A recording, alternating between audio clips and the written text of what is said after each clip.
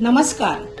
आज आपल्या किचनमध्ये तिरंगी ढोकळ्याचा बेत आखलाय. त्यासाठी आपण सुरुवात करूया. इथे मी हा 1 कप बारीक रवा घेतलाय आणि हे दही घेतले 1 कप.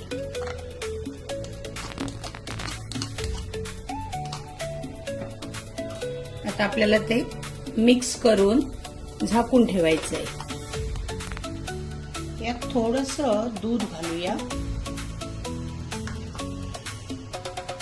नंतर आपण लागेल तसं दूध किंवा पाणी घालू शकतो. आता हे आपण 1 तासासाठी झाकून ठेवूया. आपला रवा आणि दही मिक्स होईपर्यंत आपल्याला 2 प्रकारची प्युरी करायची आहे. ही आहे पालक प्युरी आणि ही गाजराची प्युरी. पालक प्युरी करण्यापूर्वी त्याच्यामध्ये हा आल्याचा तुकडा घालते आणि ही मिरची घालते, हिरवी मिरची. आणि गाजराच्या प्युरीमध्ये हा थोडासा टोमॅटो, ही चिमूटभर हळद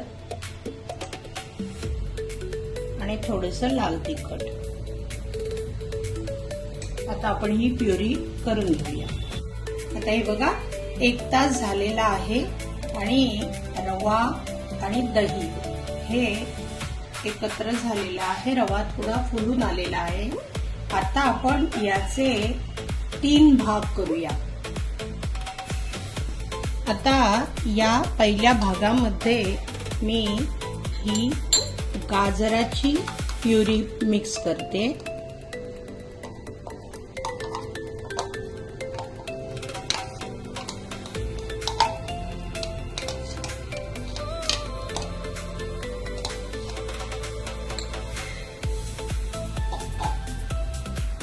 मधला भाग मी तसंच सफेद ठेवलाय आणि या तिसऱ्या भागामध्ये मी ही पालकची प्युरी मिक्स करते.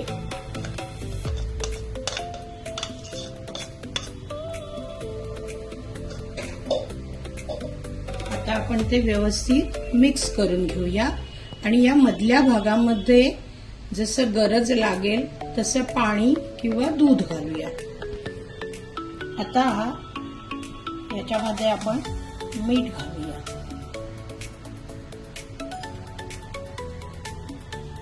मीठ चवीप्रमाणे.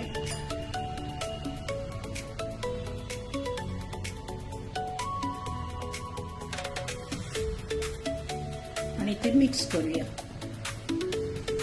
आता हा तेलाने ग्रीस केलेला कंटेनर घेतलाय मी. त्याच्यामध्ये सुरुवातीला आपल्याला पालक प्युरी मिक्स केलेलं हे जे मिश्रण होतं ना ते आपण त्याच्यामध्ये ओतणार आहोत.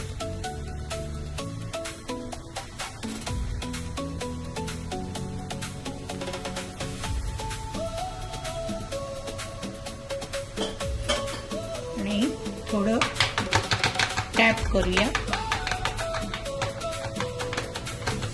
आणि आपल्याला ते वाफवायला ठेवायचे. याच्यामध्ये हा इनो घालते मी.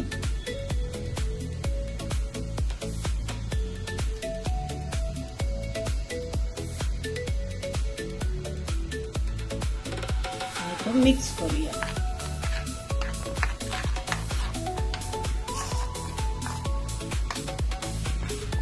आता इथे गॅस ऑन केलाय. गॅसवर कढई ठेवलीये. कढईत पाणी घातलंय आणि त्याच्यावर हे कुकरची रिंग ठेवलीये आणि त्याच्यावर आपल्याला हे कंटेनर ठेवायचं आहे आणि त्याच्यावर झाकण ठेवून आपल्याला ते वाफवून घ्यायचंय. मध्ये आपण चेक करू शकतो. आता आपल्याला सफेद थर लावायचा आहे. त्याच्यामध्ये मी हा इनो घालते.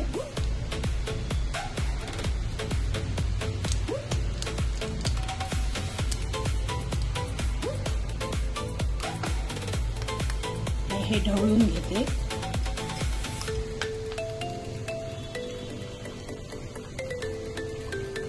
ज्यावेळी आपण थर लावणार त्याच वेळेला इनो घालायचा, आधी घालायचं नाही.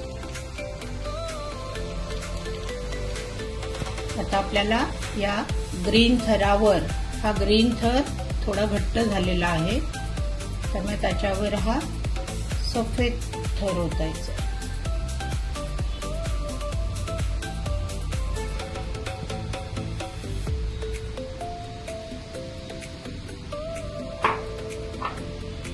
आणि पुन्हा त्याच्यावर झाकण ठेवायचं. आता या केशरी थरामध्ये हे जे मिश्रण केलेलं त्याच्यामध्ये आपण इनो घालूया.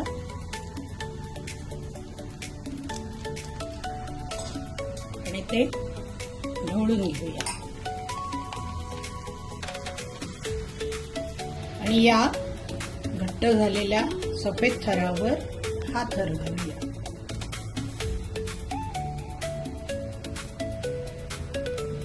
आता याच्यावर झाकण ठेवूया आणि मंद गॅसवर ते वाफवून घेऊया.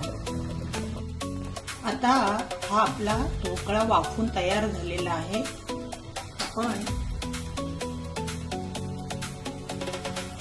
तो तुम्हाला काडी घेऊन चेक करून पण दाखवते. हे बघा, अगदी व्यवस्थित वाफवला गेला आहे.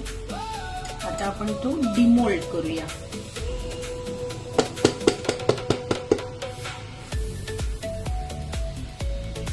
वाव! आता आपण ह्याच्यावर फोडणी घालूया.